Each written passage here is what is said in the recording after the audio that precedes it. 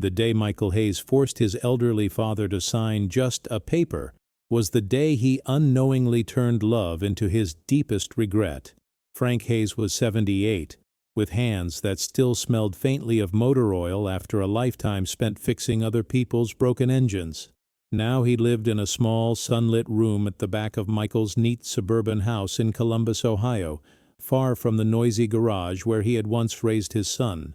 On that gray Tuesday afternoon, the house was so still that Michael could hear the ticking of the kitchen clock counting down to a decision he would never be able to take back.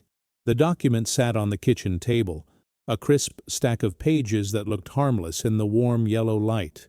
A cheap blue bank pen rested on top beside a mug of coffee gone cold, like someone had walked away from the moment at the last second. Michael kept glancing from the hallway to the papers, his foot tapping against the tile in restless little bursts. If he listened closely, he could already hear the faint drag of his father's slippers against the hardwood floor, that soft shuffle that had become the soundtrack of the last few months. Every step sounded like a reminder that time was running out, for the bills, for decisions, for the illusion that everything was still under control. Outside, late autumn clouds hung low over the quiet Ohio neighborhood, pressing the sky down toward the roofs.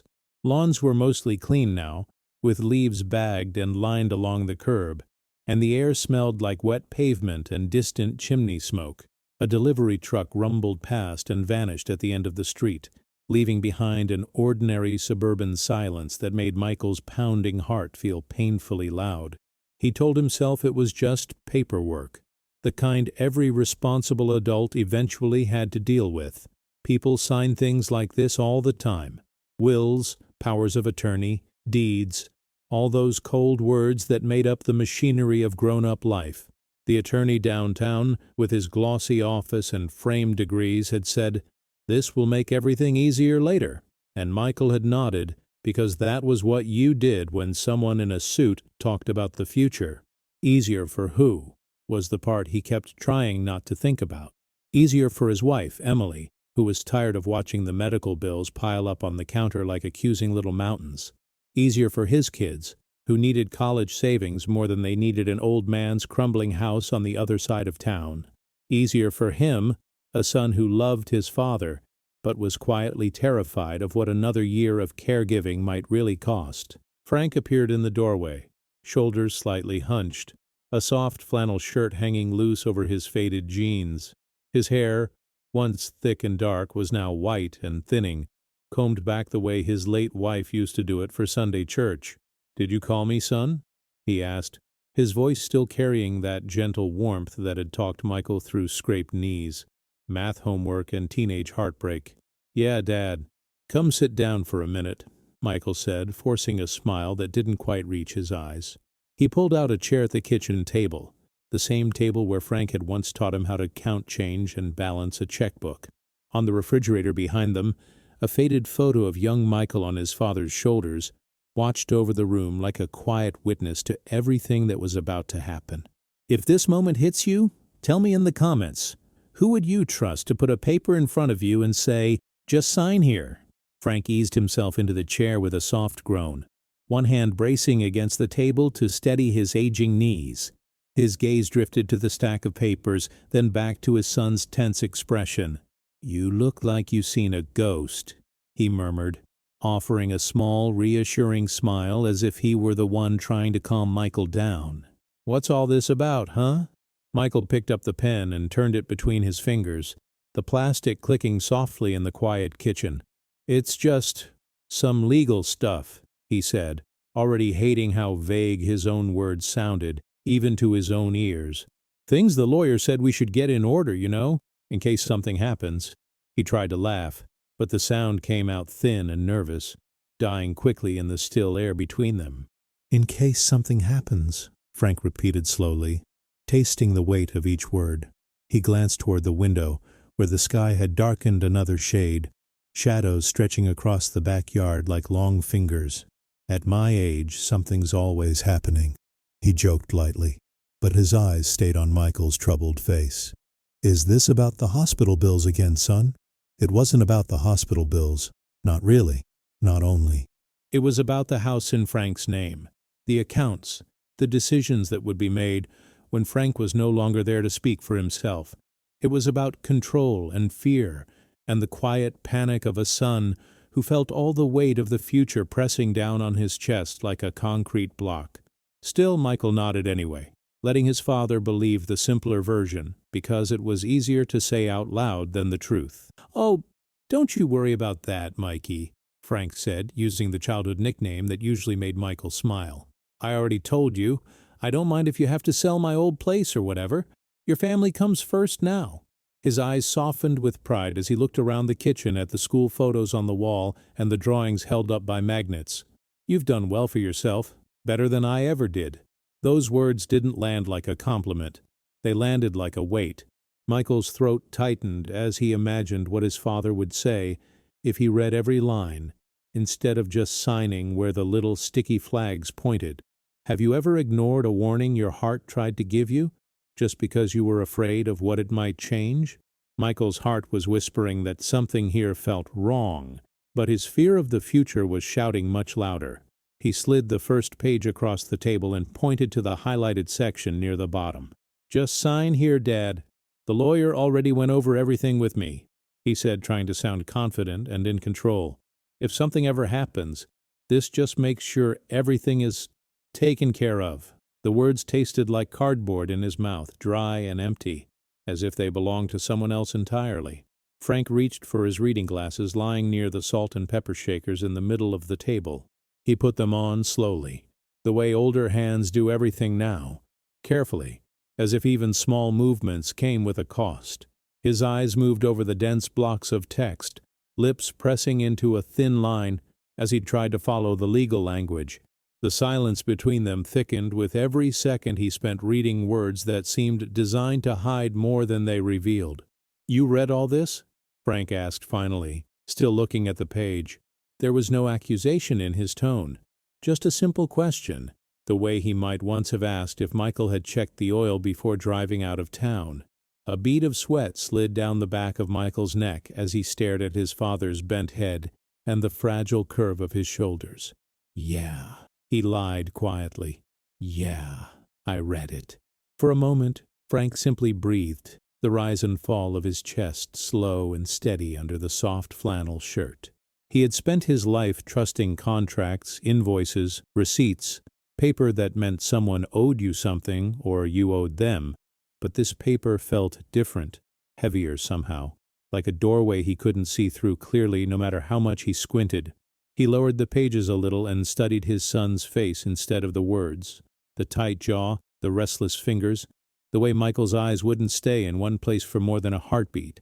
Something in Frank's chest squeezed, a quiet instinct whispering that there was more going on here than his son was saying out loud. "Michael," he said softly, "if you were in my place, would you sign this?" The question hit Michael harder than a shout, because it stripped away every excuse he had rehearsed. He forced himself to hold his father's gaze and ignore the prickling shame rising under his skin. "Yeah, Dad," he answered, his voice rough at the edges. "I would." He didn't add that he wasn't sure he believed himself anymore. Frank nodded slowly, as if that settled it, or as if he had decided to let it settle, because he loved his son more than he trusted his own doubt. There came a point, he had learned, when you either trusted the people you loved, or you let fear turn them into strangers. And he had never wanted to live afraid of his own boy, not after everything they had already survived together. So he lifted the pen, the cheap plastic cool and light between his fingers. As he bent toward the paper, his hand trembled just slightly, the way it did when he tried to button the cuffs on his Sunday shirt. The pen hovered over the first signature line, the ink poised to fix his name to words he had not truly read or understood. Outside, a gust of wind rattled the bare branches against the kitchen window, like knuckles tapping one last warning he didn't quite hear. Frank drew in a breath, steadied his hand, and began to write the first letter of his name, without knowing that this simple signature was about to change everything. Years before that gray Tuesday in Columbus, Frank Hayes had believed that signatures were just a formality, a way to keep the world's promises in order. Back then, His name scrawled across invoices and repair slips at the small garage he owned on the corner of Maple and 3rd meant something solid and honest. People trusted him because he always wrote the truth beside his name, never cutting corners, never hiding fees. To him, a man was only as good as the paper his name stood on. When Michael was a boy, he spent his Saturdays at that garage, sitting on an overturned milk crate near the tool bench while his father worked. The air smelled of rubber, gasoline, and strong coffee, and the radio in the corner always played old rock songs from some local Ohio station. Frank would call him Mikey and toss him a rag, letting him wipe down tools while explaining how each one worked. "You don't just fix cars here," Frank liked to say. "You fix the trust people put in you when they hand over their keys." One evening, when Michael was around 10, a customer stormed in waving a receipt, angry about a price he thought was unfair. Frank took the paper, read it carefully, and then did something that seared itself into Michael's memory. He crossed out the total with a thick line, lowered the amount, and signed his name under it. "My mistake," he told the customer calmly. "Your trust is worth more than a few extra dollars." Michael had watched the man's anger melt, replaced by a kind of quiet respect. They drove home that night in Frank's old pickup, the dashboard rattling as they rolled through their neighborhood. Michael had stared at his father's calloused hands on the steering wheel, hands that had just chosen integrity over profit. "Why'd you do that?" he asked. "You could have argued." Frank shrugged and glanced at him with a tired smile. "Because when your name is on something, it's not just ink, it's you. Never put your name on anything you wouldn't be proud to stand behind." Later, when Michael was in high school, there came another paper, this time from the bank. Business had slowed, bills had climbed, and Frank had taken out a loan to keep the garage alive. Michael remembered the way his father stared at the contract, lips pressed together, eyes moving back and forth over words he didn't fully understand, but was too proud to admit he didn't. His mother, Diane, stood behind him, resting a hand on his shoulder like a quiet anchor. Frank had insisted on reading every line, even as the loan officer shifted impatiently in his chair. "It's just standard language," the man said, tapping his pen. But Frank shook his head. "Then you won't mind if I make sure I know exactly what I'm signing," he replied. That day, Michael saw the tension of responsibility etch new lines into his father's face. He also saw something else, the way fear and love could sit side by side in a man's chest when everything he'd built was on the line. They didn't talk about it much, but Michael overheard the late-night whispers in the kitchen when he should have been asleep. His parents' voices floated down the hallway, soft and strained, carrying words like interest, late fees, and "we'll figure it out." Sometimes there were long silences between their sentences, the kind that said more than any argument. Once, his mother's voice broke as she said, "Frank, I don't want you breaking your back for a place that's breaking us." That night, Michael lay awake, wondering if being an adult meant choosing which piece of your heart to disappoint.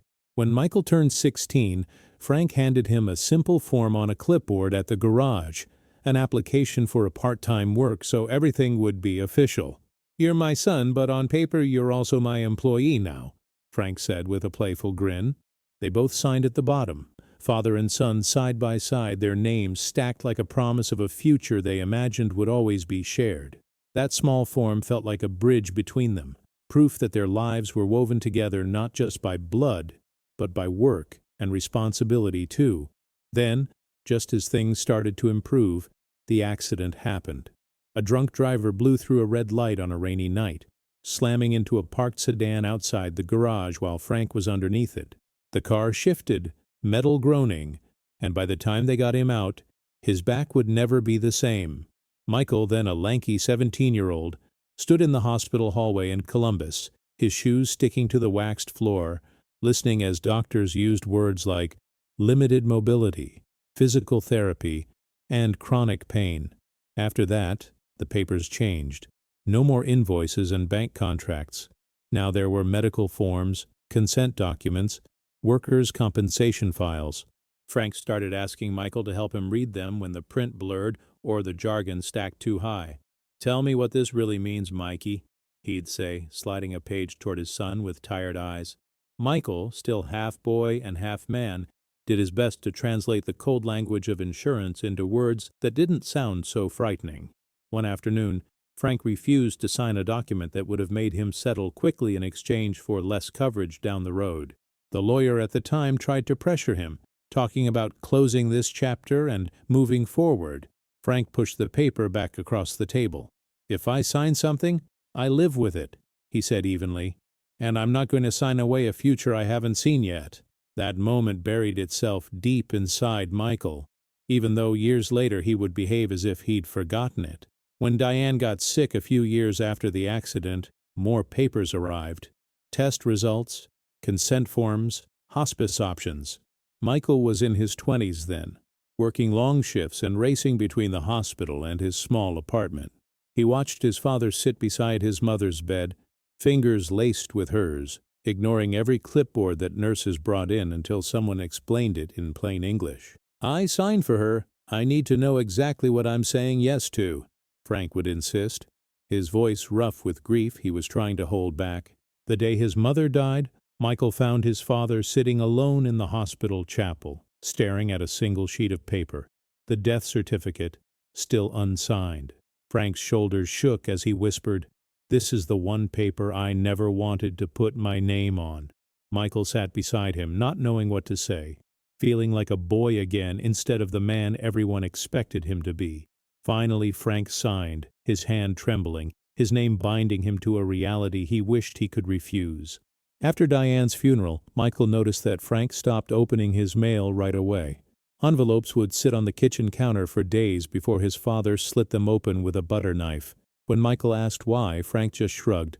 "Seems like every letter wants something these days," he said. "Money, decisions, more proof that your life is smaller than it used to be." Still, whenever something important surfaced, he would sit down at the table, put on his glasses, and read every word before signing anything. As the years went by and Michael built his own life, marrying Emily, having 2 kids, moving into the Columbus suburb, Frank's world shrank, but his habits didn't. He still read everything slowly, lips moving silently, refusing to be rushed. When he eventually moved in with Michael's family after a health scare, he carried that habit with him, along with a cardboard box of old tools and a framed photo of Diane. "I may be old," he said once, "but I'm still responsible for my own name." And yet, on the day of the simple paper, something was different. For the first time, Frank decided to trust Michael's word more than his own instincts about unread pages and hidden meanings. Maybe it was the way Michael's voice caught when he said, "It'll just make things easier, Dad." Maybe it was the weariness in his own bones, the feeling that he was becoming more of a burden than a blessing.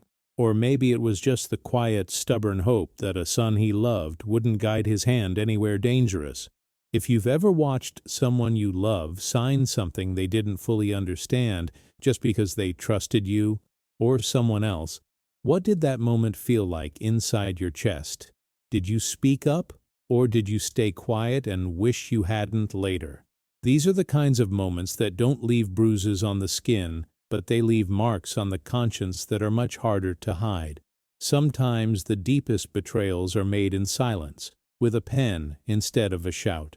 Years later, when Michael would replay this day in his mind, it wouldn't be the pen or the paper that haunted him most. It would be the memory of his father's eyes searching his face for reassurance, and the way he chose to look away.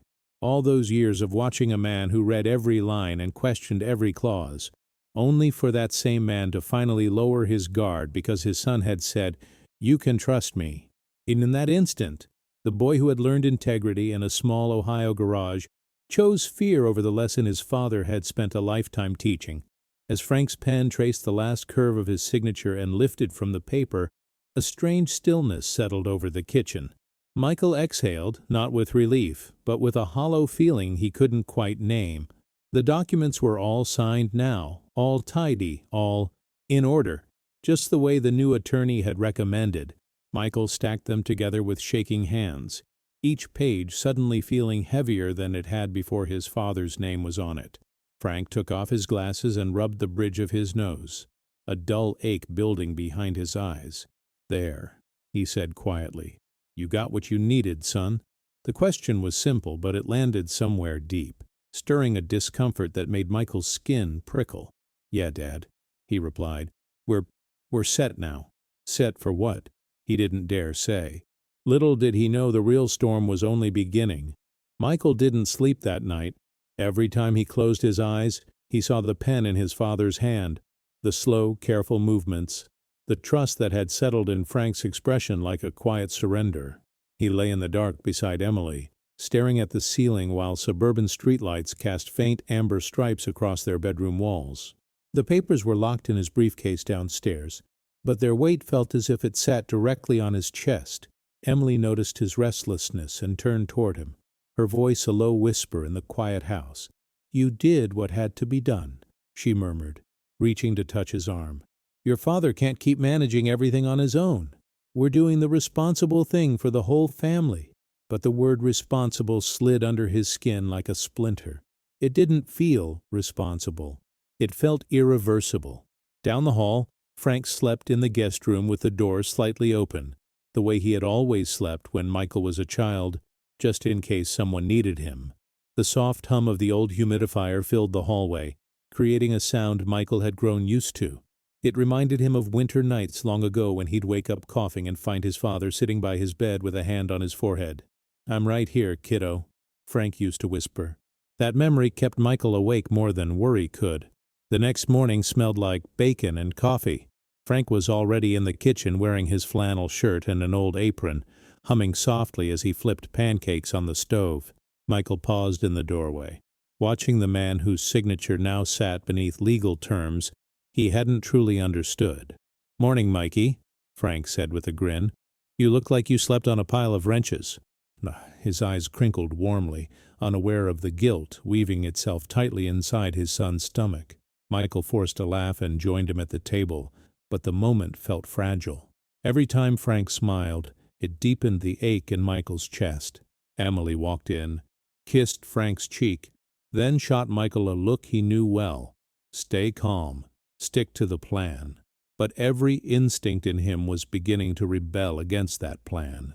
If you were in his place, would you forgive yourself for asking someone you love to trust what you never fully explained? Later that afternoon, Michael drove downtown to drop off the signed documents. The attorney's office was too sleek, too polished, nothing like the dusty counters and honest grime of Frank's old garage. The lawyer, Mr. Duval, welcomed him with a tight smile and outstretched hand. "So everything is signed? Perfect. This simplifies matters immensely." Michael nodded, but his hand shook as he passed over the folder. Duval flipped through the pages, tapping the signatures with the tip of an expensive pen. "Your father signs very neatly," he remarked. "It's rare these days." Michael bit the inside of his cheek. Those words should have felt like a compliment, but instead they felt like a knife twisting. "He's always been careful," he murmured. "He doesn't sign anything unless he understands it." Duval didn't look up. Well," he said, "he signed this." As Michael drove home, the sky over Columbus turned a heavy steel gray, the kind that hinted at early winter snowfall. His thoughts churned restlessly, each one landing harder than the last. He remembered his father reading every document slowly, tracing each line with a finger, asking questions no matter how trivial they seemed. And here Michael was, signing him into something he himself had barely grasped. When he got home, Frank was on the couch watching an old football game. He patted the seat beside him. "Game's going into overtime. Sit with me, kiddo." Michael hesitated, then sat. Frank's hand rested near his, weathered and warm, a lifetime of work etched deep into the skin. Watching the man who had once seemed invincible now shrinking into age filled Michael with a fear he couldn't quite name. Have you ever seen someone hide their pain just to keep you from worrying? Sometimes the silence between two people tells the real story. A few days later, the tension in Michael's chest hadn't eased. He found himself watching Frank constantly, checking how steady his hands were, noting how long it took him to form a sentence, wondering if he had rushed him into something he should have been protected from. Emily, growing impatient, snapped one evening, "You're overthinking this." We followed the lawyer's advice. What's done is done. Frank, overhearing from the hallway, stepped into the kitchen with a small, confused smile. "What's done is done," he asked lightly. "Sounds like someone owes me an explanation for something." Michael froze. Emily's face tightened, but she masked it with a polite smile. "Nothing serious, Frank," she said.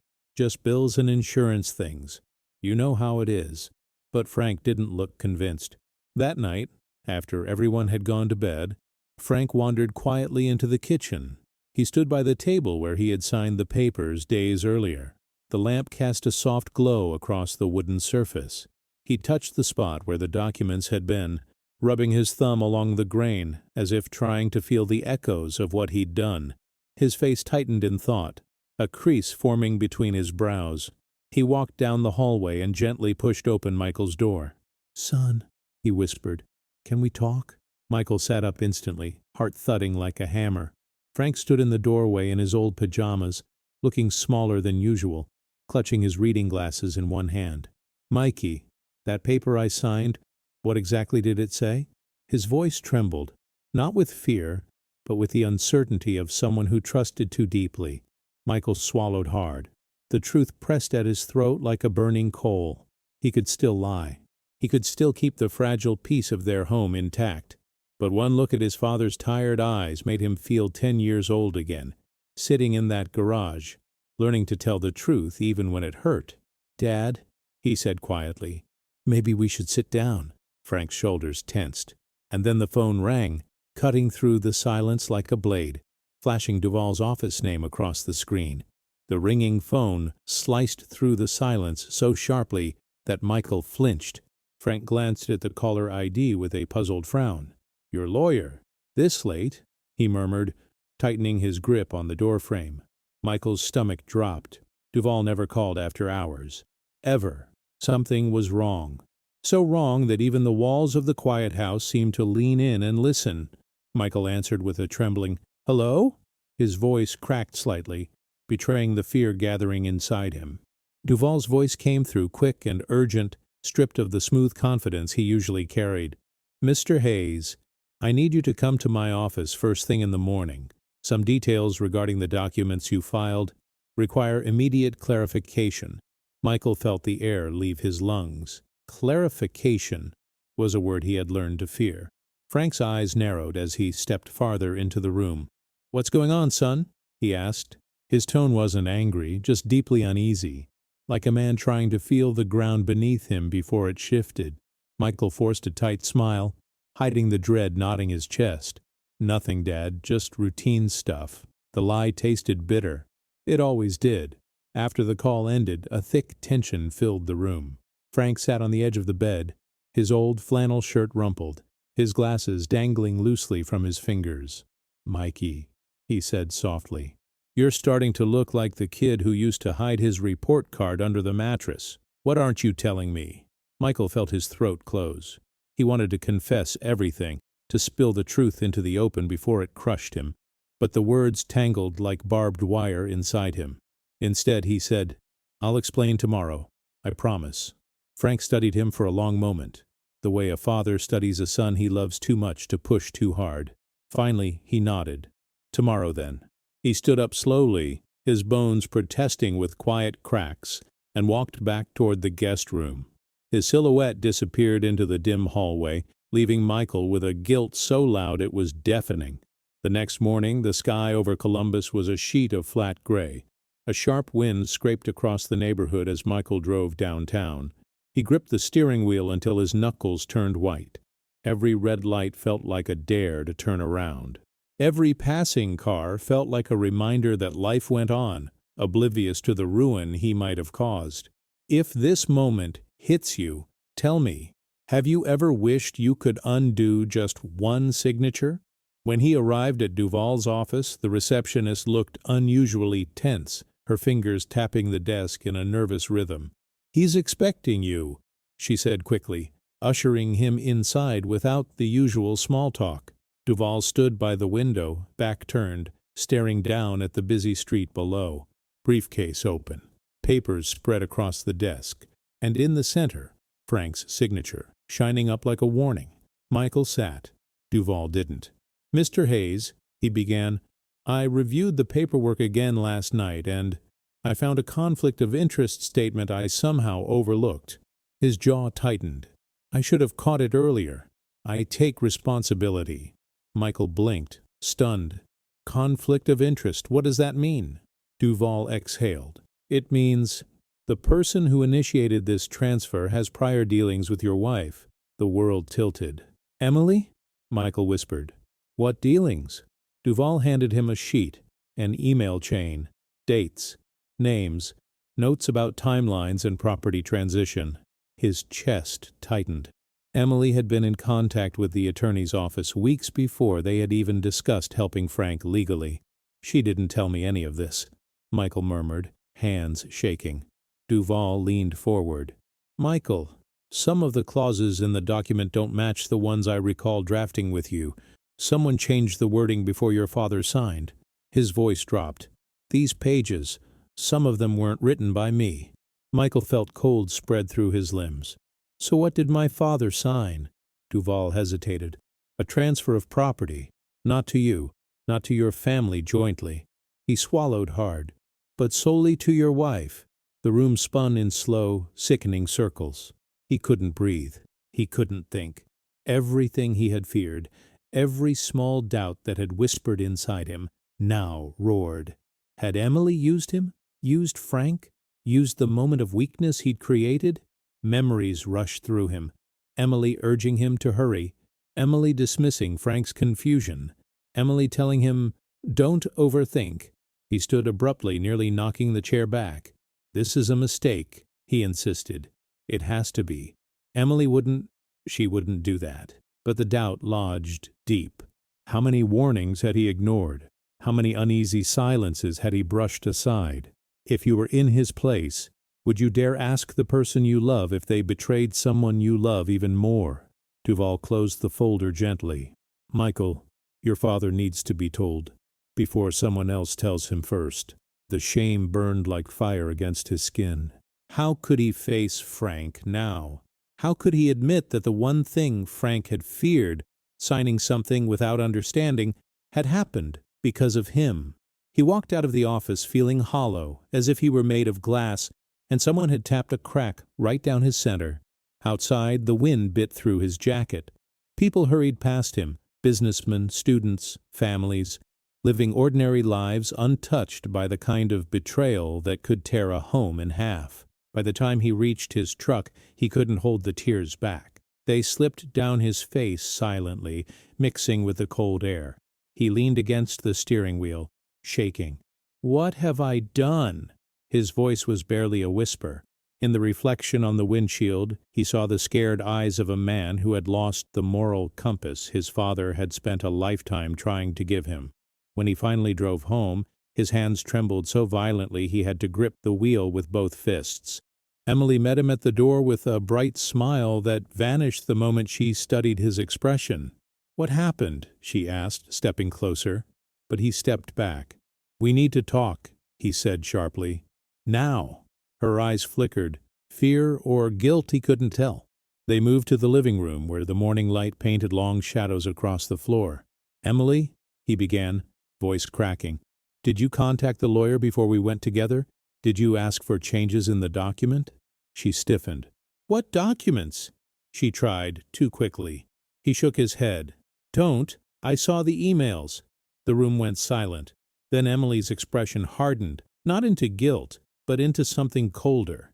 "You think I did this alone?" she hissed. "You think I didn't talk to you about it? You're the one who wanted things easier. I just made sure they would be." Michael stared at her in disbelief. The woman he'd trusted with his life sounded utterly unrecognizable. He opened his mouth to argue, but before either of them could speak again, a soft voice came from behind them. "Michael?" Frank's trembling voice drifted from the hallway. The old man stood there in his pajamas, eyes frightened, breathing unsteady, holding one of the extra pages from the document in his shaking hands. "Son, what did I sign?" Frank stood in the hallway like a man who had just walked into the ruins of his own house without knowing it had burned down. The loose sheet of paper trembled in his hand, the words on it blurring as tears gathered in the corners of his eyes. Michael felt his entire body lock in place. Every nightmare he'd silently feared was now staring back at him from his father's devastated expression. "Dad," Michael whispered, voice cracking. He took a step forward, but Frank stepped back as if the distance might shield him from the truth. "What did I sign, son?" Frank repeated, softer this time. Broken, pleading, afraid. The tremor in his voice sounded like something inside him had cracked open. Emily froze behind Michael, her jaw tight, eyes calculating. She quickly smoothed her expression, trying to appear concerned. "Frank, sweetheart, it's nothing dramatic, just legal protection." But Frank's gaze cut through her like glass. "You don't call a man sweetheart when you're hiding the knife," he said quietly, and the room fell into stunned silence. Michael reached toward him again, but Frank held up a shaking hand. "No, I want to hear it from you," he said. "My boy, look me in the eye and tell me, did I give her my house? Did I give her everything I worked for?" The pain in his voice was sharper than any anger he could have shown. It was betrayal, raw, quiet, unguarded. Michael's throat closed. His knees threatened to buckle. He couldn't lie anymore.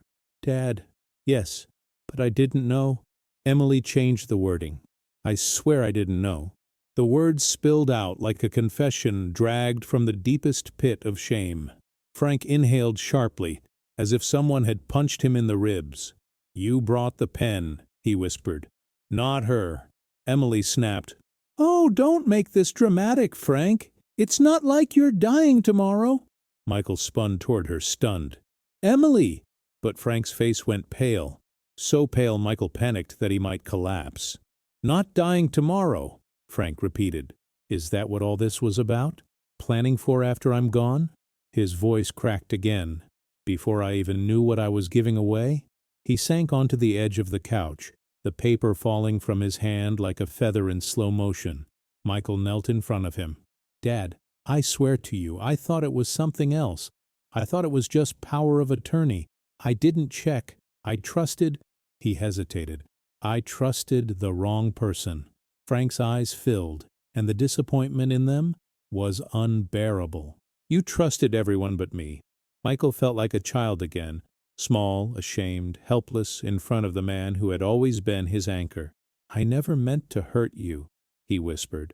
Frank wiped his cheek with the back of his hand. "Hurt me? Son, you asked me to sign a future where I had no voice."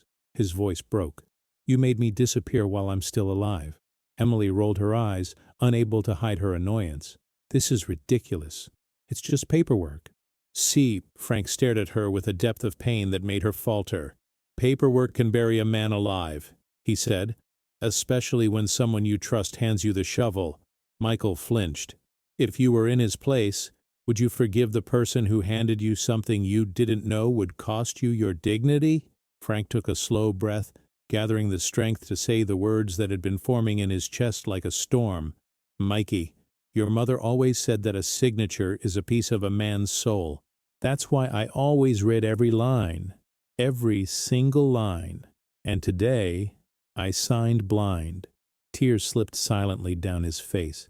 "Because I didn't want to make things harder for you." His vulnerability hit Michael with a force that nearly shattered him. "Dad, please, let me fix this." Frank shook his head gently. "Some things, son, don't fix. They change you." The heartbreak on his face wasn't anger. It was grief. Grief for trust lost. Grief for a son he suddenly didn't recognize. Grief for a world where the ground beneath him no longer felt safe. Then something changed. Frank's breathing grew uneven, shallow. His hand pressed against his chest. "Dad?" Michael asked, panicked. "Are you all right?" Frank tried to answer, but a groan slipped out instead. He leaned forward, gripping the couch arm for support. I just need—" His breathing quickened. "My heart—" Michael felt terror surge through him. Emily stepped forward, her voice sharp. "He's fine. He's overreacting because you upset him." But Frank's lips had gone pale. His eyes fluttered. The pain in his chest intensified. "Call 911!" Michael shouted. "Now!" Emily hesitated, actually hesitated, as if calculating the consequences. Michael grabbed the phone himself and dialed with shaking fingers. Frank slumped sideways. and Michael caught him before he hit the floor. "Dad, stay with me," he whispered fiercely. "Please." Frank's breath came in short gasps, each weaker than the last. "Mikey," he rasped, gripping his son's sleeve with trembling fingers. "I trusted you." Michael choked on a sob. "I know, Dad. I know. I'll fix this. I'll undo everything. I promise." Sirens wailed faintly in the distance. Too faint, too slow. Frank's hand slipped from Michael's arm, falling limply to his lap. His eyes fluttered shut for a moment that felt like an eternity. Michael's heartbeat thundered in his ears. "Dad! Dad! Look at me!" Frank opened his eyes again, barely. "If anything happens, don't let her—" His voice collapsed into a painful gasp. "Don't let her decide my ending." Michael's entire body shook. "I won't. I swear it. Not ever." But Frank's eyelids were drooping. His breaths were shallow and uneven. Emily stepped back, arms crossed, anxiety finally breaking through her mask. "You're blowing this out of proportion," she muttered. But even she sounded unsure now. The front door burst open as paramedics hurried inside with equipment and a stretcher. Michael backed away only when they physically moved him aside. He stood frozen, hands shaking violently as they worked on Frank. One medic looked up at him with a grim expression. "How long has he been like this?" Michael's voice cracked. "Minutes, maybe 5, maybe more. I don't know." The medic nodded tightly and continued compressions. Michael couldn't breathe, couldn't think. Everything around him blurred except for the sight of his father's chest moving under someone else's hands. Frank Hayes, who fixed everything, who never signed blind, who taught him right from wrong, was slipping away because of a signature Michael had pushed him into. As they lifted Frank onto the stretcher, Michael stumbled after them, nearly tripping over his own feet. The paramedics rushed him toward the ambulance, one shouting vitals, another adjusting oxygen.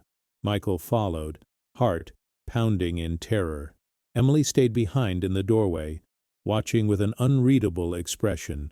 Michael grabbed his father's limp hand as they loaded him into the ambulance. "Dad, Dad, please stay with me." Frank's eyelids fluttered, his voice barely a thread of sound. "Michael," he swallowed hard, "promise me you'll tell the truth." "I promise," Michael said, tears streaming. "I'll tell everything. I'll make it right. Dad, please don't leave me." Frank's fingers twitched once, barely, and then fell still. The medic shouted, "We're losing him! Move!" The doors of the ambulance slammed shut, and as the sirens wailed and the ambulance shot down the street, Michael realized one horrifying truth. Someone else had already called the hospital before him. Someone who knew exactly what those documents meant. The ambulance tore through the Columbus streets, sirens splitting the cold evening air. Inside, Michael clung to his father's hand as if he could anchor Frank's soul to his body through sheer will. The medic working over Frank barked orders, adjusting wires, squeezing an oxygen bag, checking monitors that beeped wildly. "Stay with me, Frank," the medic muttered. "Come on, buddy, stay with me." Michael's heart broke with every second that passed. Frank's eyelids fluttered once, so faint Michael almost missed it. The medic noticed too. "That's good. That's something." It wasn't much, but it wasn't nothing. Michael leaned closer. "Dad, I'm here. I'm right here." For a split second, Frank's eyes opened just enough for Michael to see a whisper of recognition. It was tiny, fragile, like the flicker of a candle in a storm, but it was hope. They reached the hospital and the doors flew open. Nurses rushed the stretcher inside, shouting instructions and medical terms Michael couldn't follow. He ran beside them until they turned a corner and pushed him back. "Sir, please wait here," a nurse said firmly. The doors slammed shut, leaving him alone in the sterile hallway, gasping for breath. "What's the hardest goodbye you've ever faced? The one you saw coming? Or the one you created by mistake?" Michael sank into a plastic chair, trembling from head to toe. His hands were stained with the faint smell of metal and ambulance antiseptic. He stared at them as if they belonged to someone else, someone who had made all the wrong choices, someone who might lose his father because of a signature, because he trusted the wrong person, because he didn't read. After several torturous minutes, a doctor approached. "Are you Michael Hayes?" Michael shot to his feet. Yes, yes. Is he alive? The doctor nodded. He's in critical condition, but he's still with us. We're stabilizing him. Michael sagged against the wall, tears of relief slipping out. Can I see him? The doctor hesitated. Briefly, but before that, he lifted a clipboard. Someone already checked him in under emergency directives. Michael froze. His jaw clenched. Who? The doctor flipped the page. It lists your wife. The words slammed into him like a blow. Emily had beaten him here. She had used the legal loophole she created. She's not here, Michael muttered. Not yet, the doctor replied. But she called ahead, gave instructions. Michael felt cold crawl up his spine. What instructions? He asked, barely able to get the words out. The doctor lowered his voice. In the event his condition worsens, she approved a DNR. Michael's world exploded in a flash of horror. No, he said, voice trembling violently. Absolutely not. My father never agreed to that. Never. The doctor frowned. The paperwork she submitted is signed. Legally, it stands unless overturned. Michael felt dizzy. Overturned how? The doctor sighed. By the patient, if he's conscious, or by the person legally designated to speak for him. Michael staggered back, gripping a hallway railing to stay upright. He could taste panic like blood in his mouth.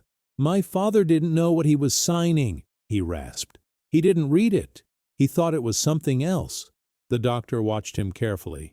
If that's true, then legally, you need to contest it immediately. With shaking hands, Michael pulled out his phone and dialed Duval. The attorney answered instantly. Michael, is he? He's alive, Michael snapped. But Emily filed advance directives. She gave DNR permission. How do I stop this? Papers shuffled on the other end. I'll be there in 20 minutes, Duval said. Do not let the hospital act on anything without me present. Michael hung up and pressed a fist to his forehead, trying to breathe. He rushed to the ICU window where he could see Frank through the glass. His father lay pale, small, vulnerable under the harsh hospital lights. Tubes and monitors surrounded him like cold machinery. But his chest was rising, falling, rising, falling. He was still here, still fighting. Michael pressed his palm to the glass. I'm here, Dad, he whispered. I won't let her take your voice. Behind him, footsteps approached, slow, familiar, heavy. Michael didn't turn until he felt the presence stop beside him. Emily stood there with her purse over her shoulder, hair neatly tied, face completely calm. How is he? She asked, her voice too smooth, too collected. Michael's jaw tightened. Alive. Not thanks to you. She crossed her arms. Don't start. But Michael stepped toward her, fury simmering in every breath. You filed a DNR without asking him. You rewrote documents behind my back. You used my father's trust against him. Emily rolled her eyes. You're being dramatic. We discussed this. Michael shook his head slowly. No. You planned this. You manipulated me. Her face shifted, but not into guilt, into irritation. We needed stability, Michael. Your father's house solves our financial problems. And with his health declining, Michael cut her off. He's not dead, Emily. He's not even gone. Emily looked at the ICU window. That depends on what happens next, she murmured. Michael felt something inside him snap. Stay away from him, he said, voice low. You're not his family. You're not even acting like mine. Emily's nostrils flared. Are you forgetting something? She whispered. Legally, I am the decision-maker now, not you. Michael felt the words hit like a physical blow. Before he could respond, a nurse rushed down the hallway toward him. Mr. Hayes, your father regained consciousness for a moment, she said urgently. Michael's heart leapt. Can I see him? Please? Can I go in? The nurse nodded. Quickly, he's weak, but he's asking for you. Michael pushed past Emily, past the fear, past everything except the burning need to reach his father. He hurried through the ICU doors, the nurse holding them open. The beeping machines echoed in the cold air as he reached the bedside. Frank's eyes were open, barely, but they were open, clouded with pain, fragile, but aware. Michael grabbed his hand, voice shaking. Dad, I'm here. Frank blinked slowly, struggling to focus. His lips parted. "Mikey?" His voice was the faintest whisper. Michael leaned close. "I'm right here. You're safe. I'm going to fix everything, I swear." Frank's fingers curled weakly around his. "Don't let her—" He swallowed hard, breath stuttering. "Mikey, promise me." Tears streamed down Michael's face. "I promise, Dad. I won't let her take anything else from you." Frank closed his eyes, a tear slipping out. "Good boy." The heart monitor suddenly jumped, then dipped. The nurse shouted, "Sir, you need to step back." More nurses rushed in, pulling equipment, adjusting lines, moving fast. And then a voice barked from behind Michael. "He shouldn't be in here. He doesn't have authority. Remove him. Now." Michael turned. Emily was standing in the doorway, with hospital security at her side. Security moved toward Michael with cautious, practiced steps, as if he were a threat instead of a son fighting for the man who had raised him. "Sir, we need you to come with us," one of them said. Michael backed closer to the bed, refusing to break contact with Frank's hand. "I'm not leaving him," he said, voice shaking but firm. But the nurse glanced nervously between the machines and the growing tension. "Please," she urged softly. "We need space to work." Emily folded her arms, her voice dripping with calm authority. "He is not authorized to make decisions for the patient." The paperwork was filed. Michael whipped his head toward her, eyes blazing. "You forged half of that." Emily's expression didn't falter. "You signed it too," she whispered. "Don't forget that." Michael felt those words like a blade. Security took him by the arms, not aggressively but firmly, and guided him back through the ICU doors. He pulled against their grip, desperate, breath trembling. "Dad! Dad! I'm right here!" he shouted as the doors closed. His voice echoed down the hallway, hollow and agonizing. Emily watched him with a cold stillness that made his stomach twist. The doctor appeared moments later, walking briskly toward them. "What's going on?" he demanded. A nurse quickly explained, pointing toward Michael and then toward Emily.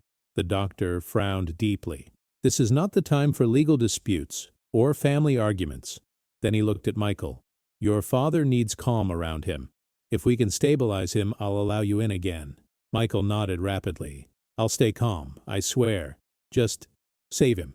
He turned to Emily, his voice shaking with fury and disbelief. "How can you do this? How far were you willing to go?" Emily didn't answer. She only looked toward the ICU window, jaw rigid. Duval arrived then, rushing down the hallway, coat half-buttoned, hair disheveled as if he'd sprinted from his car. "Michael," he said urgently, "I reviewed the directive paperwork while I drove over. Your wife filed documents that should have required your father's notarized signature, and they weren't notarized." Michael blinked. "So, they're invalid?" Duval exhaled. "They can be challenged. If the hospital accepts the challenge, you'll regain authority, at least temporarily." Emily stepped forward. "You have no right to challenge anything." Frank signed the transfer. Duval looked at her sharply. "The transfer of assets, not the medical directive you slipped in afterward." Emily's face paled for the first time. Just a flash, but enough to expose the truth. Michael moved toward her, voice low, trembling with rage he barely contained. "You used me. You used him. You planned this like a trap." Emily swallowed hard. "I did what was necessary. Your father was draining everything we had. We would have lost the house, your job, our future." Michael stared in disbelief. "My father is my future." Duval cleared his throat. "We need to speak to the head doctor right now. If Frank regains full consciousness, his statement overrides everything." Michael's chest tightened with hope. Small, fragile hope, but enough to keep him upright. "He was awake earlier," he said. "He spoke. He asked me to protect him." The doctor approached again. "We got his heart rhythm stabilized. He's resting, but he's very weak." Michael felt his knees nearly give out. "Thank God. Can I see him?" The doctor hesitated. "One visitor at a time. And," he glanced deliberately toward Emily, "who enters depends on the legal standing." Emily stepped forward. "That would be me." Michael opened his mouth to protest, but Duval cut in. Actually, doctor, based on irregularities in the directive, she should not be allowed unsupervised access until we clarify the legitimacy. The doctor sighed. This is turning into a legal nightmare. Then he pointed toward a consultation room. All of you. Now. Inside the room, papers, emails, signatures, timestamps were spread across the table. Duval explained everything. Emily defended everything. Michael barely heard the words. His mind kept drifting back to his father's frail hand in his. Have you ever watched the truth come undone in front of you, piece by piece, and realized you were the one who helped build the lie? After nearly 40 minutes of arguments, the doctor held up a hand. Enough. Here's what I've decided. Frank Hayes is conscious enough to make his own choices. I will allow one person to go in and ask him directly who he wants making decisions. Emily's face froze. That's manipulative. He's not in the right state. The doctor shook his head. He's lucid enough to answer one question. He turned to Michael. You'll go in, alone. Emily exploded. Why him? The doctor's voice remained steady. Because Mr. Hayes asked for his son earlier. Emily opened her mouth to fight again, but the doctor added sharply, You may observe from the window, but you will not enter. Michael followed the doctor back into the ICU, his pulse racing so fast he thought he might pass out. Frank lay peacefully, eyes closed, chest rising gently. Michael sat beside him, taking his hand carefully. Dad, can you hear me? Frank's eyelids fluttered. Slowly, painfully, but they opened. Hey, Dad, Michael whispered, voice cracking. It's me. Frank blinked, trying to focus. Mikey, he breathed. Michael swallowed hard. Dad, they need to know something, and it has to come from you. Frank nodded weakly. Okay. Michael leaned closer. When you signed those papers, did you know they gave Emily control? Full control over everything? Your house? Your decisions? Frank's face twisted in confusion. Emily? His breathing hitched. No, Mikey. You said it was just a form to help you if I got sick. Michael closed his eyes as guilt punched through him again. I know, Dad. I know I was wrong. I didn't understand. But, he squeezed Frank's hand gently, they need to know who you trust, who you want making decisions for you. Frank nodded again, slowly, painfully. His voice was barely audible. You, Mikey. A tear slid down Michael's cheek. I'm here, Dad. I'm right here. Frank continued, each word like lifting a heavy weight. I want my son, not her. Michael glanced toward the glass window, where Emily stood staring in shock. The doctor stepped closer. Mr. Hayes, just to confirm, you want your son to be your decision-maker, not your daughter-in-law? Frank's eyes lifted toward him, cloudy but determined. My son. Only my son. Michael exhaled a breath he felt he'd been holding for his entire life. And then, a nurse rushed into the room, eyes wide with alarm. Doctor, there's a problem at the nurse's station. Someone just accessed Mr. Hayes' file remotely. The doctor stiffened. Who? The nurse swallowed, glancing at the screen in her hand. It's coming from your home computer, Mr. Hayes. She turned the screen. The name glowing on the login was unmistakable. Emily. The moment Emily's name glowed on the nurse's screen, the room seemed to shift. The doctor's expression hardened instantly. She's trying to alter the file, he muttered, jaw tightening. Michael felt heat surge up his spine, rage, disbelief, fear, all tangled into one unbearable knot. Stop her, he said, voice trembling. Please. She's trying to change his directives again. The doctor snapped into action. Lock the file. Now, he ordered. The nurse typed frantically, her fingers moving like rapid fire across the keyboard. A loud, digital beep confirmed it. Access denied. File locked. Michael exhaled shakily, but his relief was short-lived. The doctor turned to him. We need to secure your father's medical rights legally and fast. If she's willing to alter his file remotely, she's desperate. Emily stood outside the glass window, her face stark with fury, an expression Michael hadn't seen before. Her mask of composure had shattered completely. She banged on the window once, her lips forming silent words he couldn't hear. For a second, she looked like a stranger, someone capable of anything, someone who could destroy without guilt. The doctor stepped into the hallway to confront her, and Michael left Frank's bedside to follow. Emily's eyes snapped toward him. "You think you've won?" she hissed. Her voice was sharp, vibrating with panic. "You think some sentimental moment with your dying father changes everything?" Michael's hands curled into fists, but his voice stayed low. "He trusts me, not you." Her expression twisted. "He trusts you because he doesn't know what he signed. Because you misled him." Michael felt that accusation like a knife, because she was partly right. He had misled him, but not on purpose, not with malice, not like her. "I'll spend the rest of my life fixing that," he said. "You spent the last month planning it." Duval arrived beside them, flipping open a folder thick with documents and printed emails. "Mrs. Hayes," he said sternly, "you have committed multiple violations, including attempting unauthorized access to a protected medical file. This is serious." Emily shot him a glare sharp enough to cut. "You're just covering yourself for not catching the wording changes." Duval didn't flinch. "My oversight does not erase your intent." He held up one damning sheet, an email she had signed electronically. "This alone is enough to challenge everything you filed. And if Mr. Hayes remains conscious, the situation ends immediately, because his word overrides everything." Emily's breath hitched, revealing the first crack of real fear. "But he can barely speak," she tried. "He's confused," the doctor returned, overhearing. "He was lucid enough to confirm his choice. And we recorded his statement." Emily froze. "You recorded it?" The doctor nodded. "To avoid disputes." Michael saw her face drain of color. Emily lunged toward the ICU door, but security stepped between them. "Ma'am, you can't enter." She pushed against them, voice rising. "You don't understand. That house was supposed to secure our future. You don't get to take that from me." Her desperation echoed across the hallway, drawing curious looks from nurses and patients. Michael spoke softly but with unshakable firmness.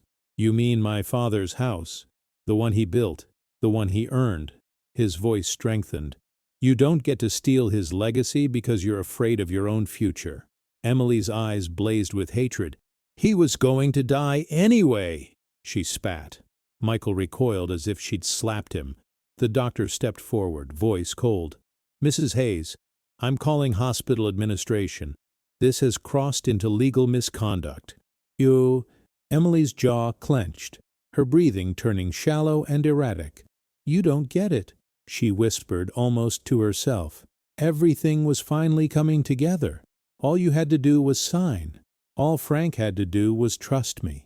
Michael shook his head slowly. "You asked a dying man to trust something you didn't even tell him the truth about." Emily turned sharply. "Because he wouldn't have agreed," she snapped. "You know that." "I know that." Her voice cracked. "He was dragging us down." Michael stepped closer, disbelief burning through him. "Dragging us down? He's my father." She didn't back away. "And he's my obstacle." The words hung in the air like poison. A nurse hurried down the hallway toward them, out of breath. "Doctor, Mr. Hayes is asking for his son again." The world narrowed. Michael didn't wait for permission. He ran past security, past Duval, past Emily's furious scream, ran until he reached his father's bedside again. Frank's eyes opened slowly, weaker than before, but aware. Michael took his hand. "Dad, I'm here." Frank's voice was barely a whisper. "Mikey, listen." His fingers curled faintly around his son's. "There's something you need to know. About your mother."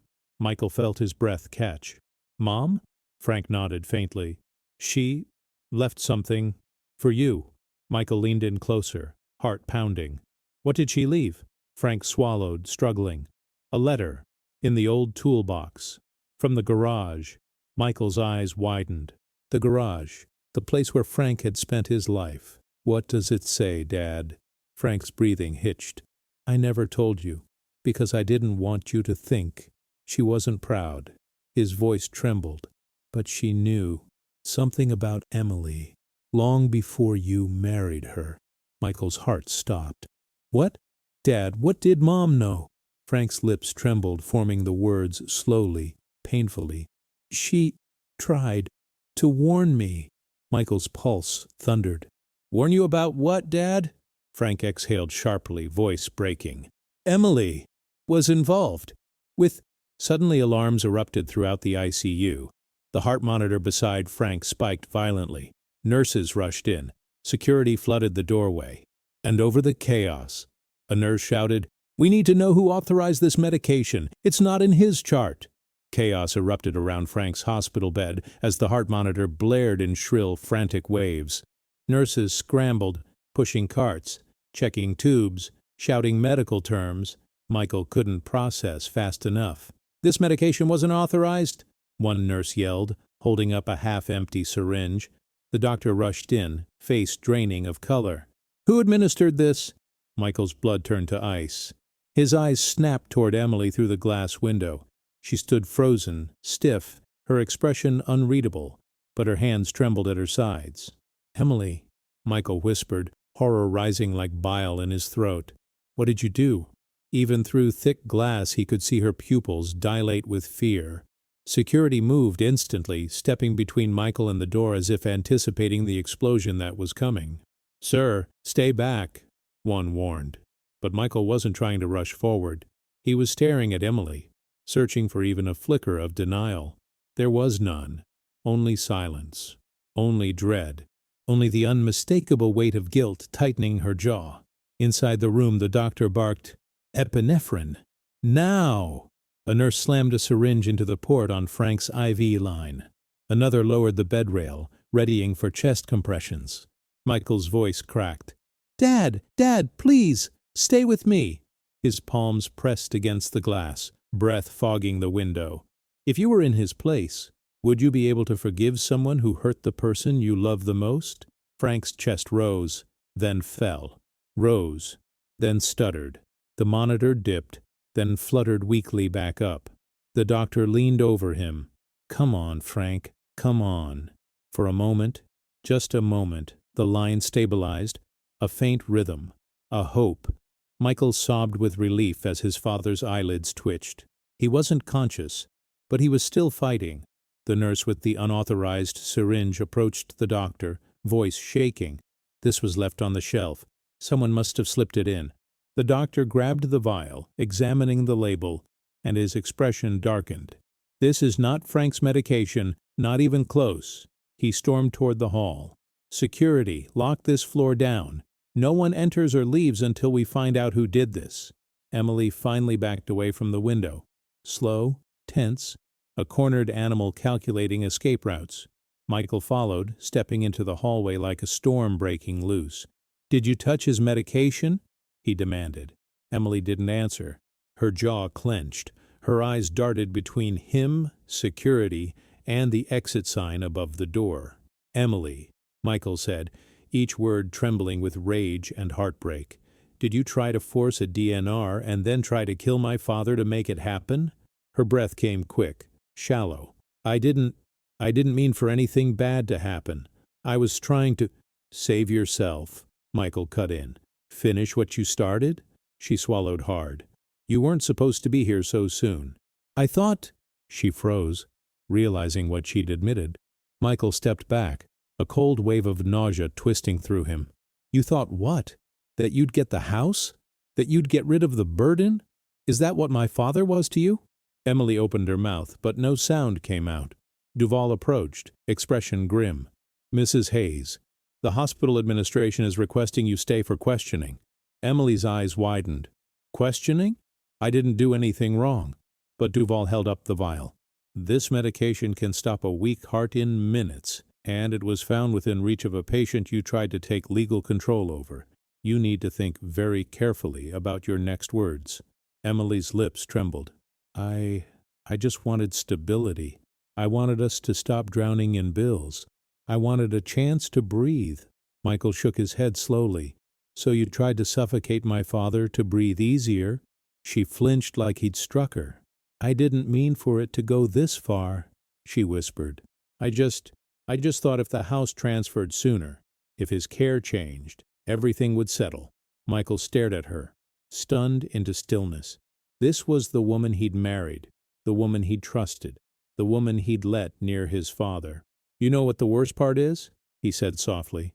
"My mom tried to warn Dad, and he tried to warn me. And I didn't listen." That pierced her more than any accusation. "I loved you," she whispered. "I did all of this for us." But Michael didn't soften. His voice grew quieter, colder. "People don't destroy families for love. They do it for control." Emily's eyes glistened with something like panic. Maybe guilt, maybe fear of consequences. A hospital administrator and 2 officers approached the group. One officer spoke gently but firmly. "Ma'am, we need you to come with us for a statement." Emily froze, shaking her head. "I'm not going anywhere." She tried to back away, but security blocked her path. "Don't touch me!" she cried, but it was too late. The officers moved closer. Michael turned away. He couldn't watch. Not because he pitied her, but because his father was fighting for his life behind that glass, and every second mattered. He pressed his hand against the ICU window again. "I'm here, Dad," he whispered. "I'm not leaving you." Inside, the monitor stabilized further. The line wasn't strong, but it wasn't fading. Frank was holding on, surviving, fighting. Michael felt tears burn his eyes, but this time, not from fear, from hope. Small, trembling hope. Have you ever watched someone you love fight against impossible odds and realized they were fighting not just for their life, but for you? Moments later, the doctor stepped out of the ICU, removing his gloves with a slow exhale. "He's stable," he said, "and responsive to treatment." Michael's knees nearly buckled. He grabbed the railing. "Thank God, thank God," the doctor continued. "He's still very weak, but he's past the danger zone of whatever medication was given." Michael felt a wild, overwhelming mix of relief and rage. "What now?" he asked. The doctor nodded toward the administrator. "Now the hospital begins an investigation, and you, Mr. Hayes, need to file a legal challenge against the directive and transfer." Michael nodded. "I will. Every document, every word. I'll undo all of it." Duval placed a hand on his shoulder. "Good. And don't worry, we have more than enough evidence." Then the doctor added something unexpected. "Your father keeps repeating a name." Michael frowned. "What name?" The doctor hesitated. "Daniel." Michael blinked. "Daniel? Who's Daniel?" Before the doctor could answer, a nurse rushed down the hallway, breathless. "Mr. Hayes, your father is awake again," she said. "And he's asking for you urgently." Michael's heart leapt. "I'm coming." The nurse grabbed his arm. "There's more," he said. "He wants to tell you the truth before the man who visited earlier comes back." Michael froze. "The man who what?" The nurse swallowed. "He said a man came to see him this morning." Michael's world halted. "What man?" he asked, voice a whisper. The nurse lifted trembling eyes to his. "I don't know, but Frank said the man told him Emily wasn't working alone." Michael entered the ICU with the careful steps of a man terrified he might break something sacred. Sunlight filtered weakly through the blinds, washing the room in a soft, golden-pale glow. Frank lay awake, pale but present, his eyelids fluttering as he gathered enough strength to focus on the doorway. When he finally saw Michael, a small, weary smile curved his lips. Fragile but real. Michael moved closer, pulling a chair beside the bed. He took his father's hand gently, rubbing the back of it with a thumb, feeling every ridge of the worn skin that had held wrenches, paychecks, and family together for decades. "Dad," he whispered, voice breaking softly. "I'm here." Frank nodded slowly. "I know, Mikey. I was waiting for you." The nurse adjusted a monitor and quietly stepped out, giving them privacy. Frank's breathing was shallow but steady. He looked at his son with an intensity that said he didn't want to waste a single word. "The man who visited," Frank murmured. "You asked about him." Michael leaned in. "Yes. Who was he?" Frank swallowed, the movement causing a faint grimace of pain. "His name was Daniel Reed." Michael frowned. He didn't recognize it. "Do we know him?" Frank nodded. "He was your mother's lawyer from years ago, before she died." That shook Michael. "Mom had a lawyer?" Frank's eyes softened with memory. She didn't want to worry you. You were still young. Frank took a slow breath. Your mother. She started to see things in Emily. Things you didn't want to see. Things she recognized because life had taught her hard lessons. His eyes brightened with a faint hint of old pain. Your mother had intuition sharper than mine, Mikey. She loved Emily at first, until she noticed the way Emily studied your paychecks, your overtime hours, your inheritance. Michael felt a chill ripple through him. Why didn't you tell me? Frank closed his eyes for a moment. Because your mother asked me not to. She didn't want to poison your happiness. She believed love deserved a chance, but she asked Daniel to prepare something, just in case. Michael's heart tightened.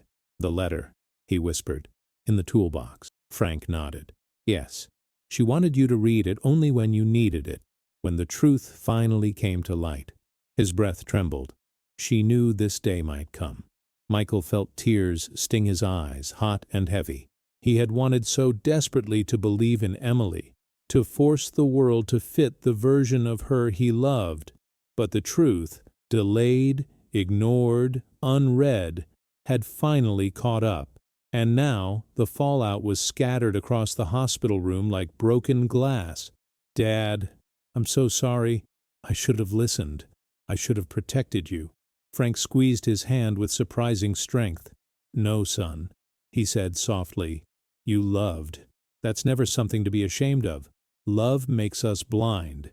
It makes us brave. It makes us foolish, but it also makes us human. His voice softened even more. What matters is what you do after the truth finds you. Michael bowed his head, his forehead brushing the back of his father's hand. I'll make it right, he whispered. Not because I have to, but because I owe you everything. Frank's smile trembled. You don't owe me anything, Mikey. I chose to love you. Fathers do that freely. He inhaled a shaky breath. Just promise me. You'll live with your eyes open now. Michael lifted his head, tears trailing down his cheeks. I promise, he said, voice full and certain. I swear it. For a long while they sat in quiet stillness, the kind that only exists between a father and a son who have survived something together. Machines hummed softly. Footsteps echoed faintly from the hallway. The world outside the ICU faded until all that remained was the honest, painful tenderness of a moment they almost never had the chance to share. Finally, Frank whispered, "Help me sit up?" Michael gently lifted him, adjusting pillows, making sure he was comfortable. Frank looked toward the window where a sliver of sunlight had brightened. You know, your mother used to say that every family faces a storm eventually. His lips curved.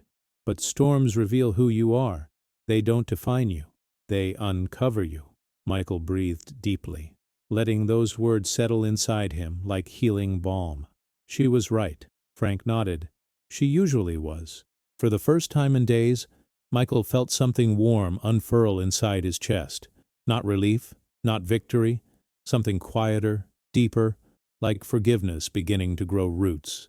The doctor stepped in then, checked Frank's vitals, and smiled. You're stabilizing well, Mr. Hayes. With rest and careful monitoring, I believe you'll recover. Frank nodded weakly. Michael clenched his father's hand, gratitude surging through him. Thank you, he murmured to the doctor. For everything. Please, the doctor nodded. Take care of him, and yourself. Later, when the room was quiet again, Michael spoke softly. Dad, when you're strong enough, we'll go home. We'll take back what's ours. We'll read Mom's letter together. Frank's eyes softened. I'd like that. Michael fought to keep his voice steady. I'm not letting anyone hurt you again. Ever. Frank closed his eyes, comforted. I believe you, son. It was the closest thing to absolution Michael had ever felt. That evening, for the first time in a long time, Michael didn't feel like a man drowning. He felt like a man who had finally surfaced, gasping but alive, ready to rebuild what mattered, ready to fight with clarity, ready to honor his parents' truth instead of hiding behind fear. As he held his father's hand, watching the slow rise and fall of Frank's chest, Michael realized something powerful. This wasn't the end of their story. It was the moment everything turned. The moment the past, the truth, the mistakes, the love, finally met in one place. A fragile place, a painful place, but a real place. And in that place, father and son started over, not as the men they were before the signature, but as the men they chose to become after surviving everything it almost destroyed.